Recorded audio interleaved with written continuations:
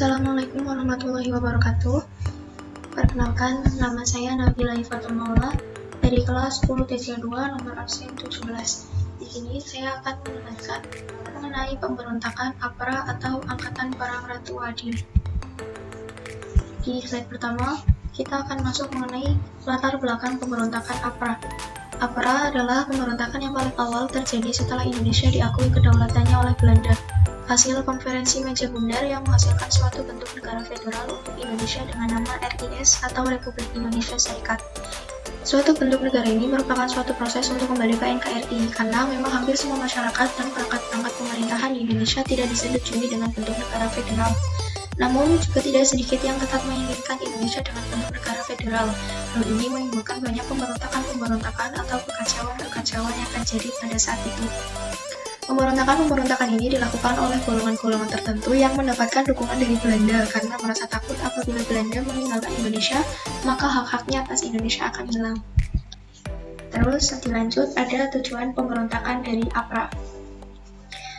Tujuan Westerling untuk membentuk APRA adalah mengganggu prosesi pengakuan kedaulatan dari Kerajaan Belanda kepada Pemerintah Republik Indonesia Serikat atau RIS pada 27 Desember 1949. Upaya itu dihalangi oleh Letnan Jenderal Boerman van Vreden, Panglima tertinggi tentara Belanda.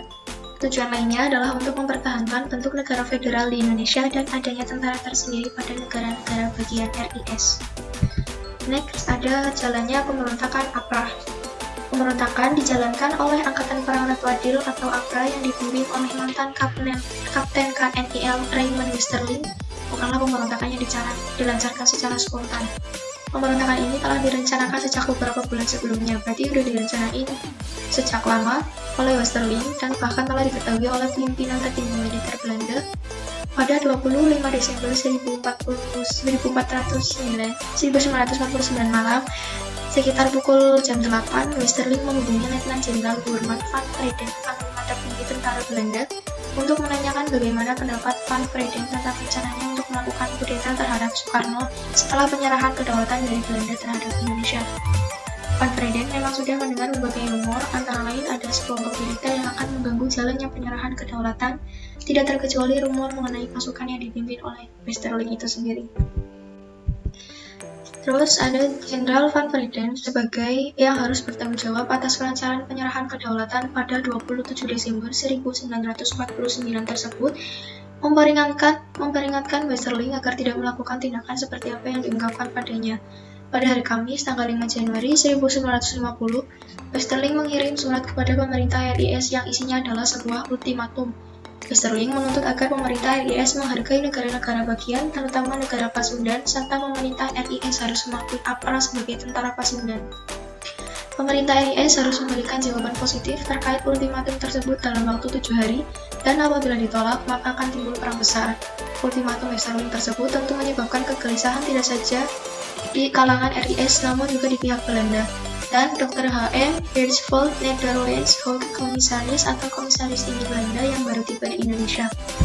Dampak dari pemberontakan APRA bertujuan untuk memperoleh pengakuan dari pemerintah RIS yang ingin diakui sebagai tentara Pasundan. Selain itu, pemberontakan tersebut juga bertujuan untuk tetap mempertahankan pemerintahan Republik Federal dan tidak membutuhkan adanya penyerahan kedaulatan serta adanya tentara tersendiri di negara-negara bagian RIS, sehingga terjadilah pemberontakan APRA tersebut yang berlangsung di daerah Bandung. Terus selanjutnya ada penumpasan dari APRA. Apabila terjadi pemberontakan APRA tidak dijalankan, perlawanan yang berarti kondisi tersebut diakibatkan karena beberapa faktor. Pertama, karena serangan dijalankan dengan sangat tiba-tiba. Pembalasan tembakan pun tidak dijalankan karena orang-orang APRA bercampur dengan orang KNIL dan KL. Sementara tentang latar belakang aksinya, diduga keras bahwa APRA ingin mendukung berdirinya negara Pasundan agar negara tersebut dapat berdiri tanpa gangguan TNI dan menggunakan APRA sebagai angkatan perangnya. Secara umum, pasukan divisi Siliwangi TNI tidak siap karena baru saja memasuki kota Bandung setelah perjanjian KMB dengan Belanda.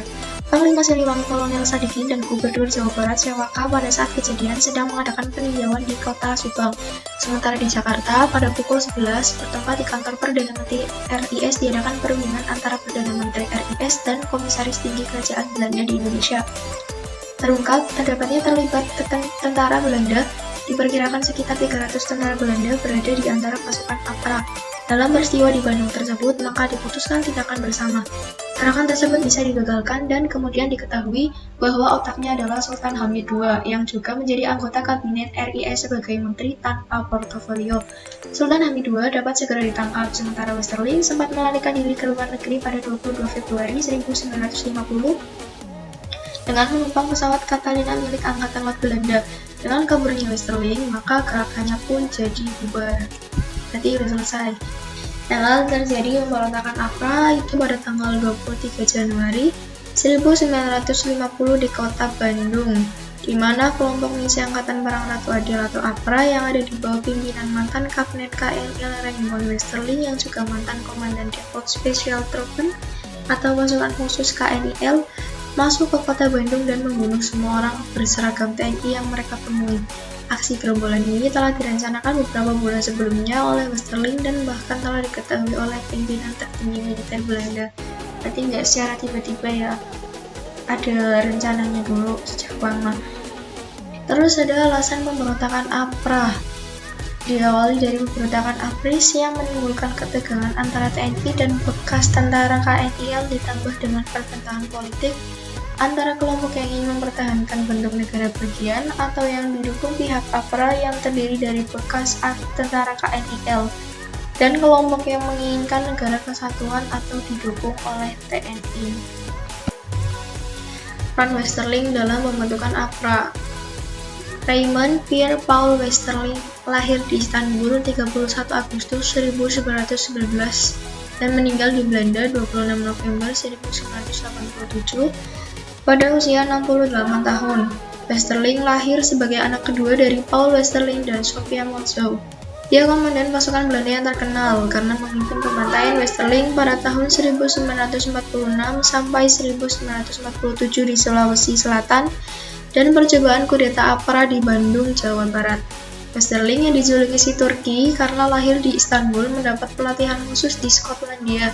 Dia masuk dinas pada 26 Agustus 1941 di Kanada.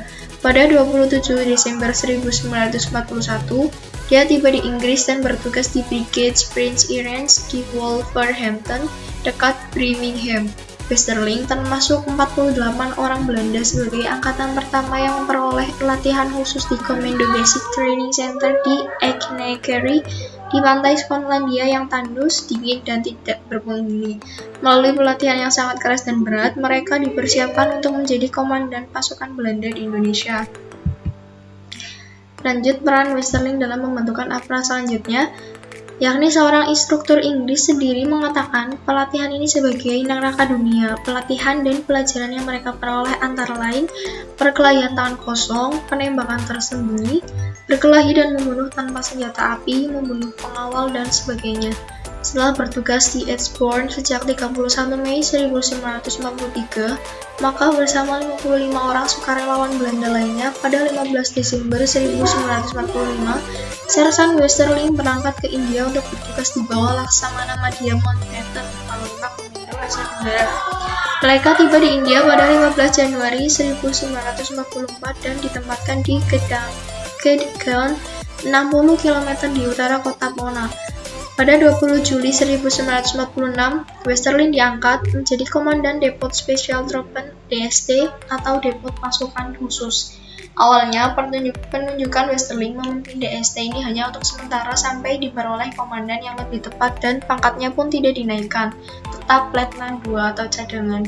Namun dia berhasil meningkatkan mutu pasukan menjelang penugasan ke Sulawesi Selatan dan setelah berhasil menumpas perlawanan rakyat pendukung di Republik di Sulawesi Selatan, dia dianggap sebagai pahlawan yang namanya membumbung tinggi. Dan berikut adalah gambar dari pemberontakan APRA. Selesai, sekian dari saya, kurang lebihnya mohon maaf. Wassalamualaikum warahmatullahi wabarakatuh.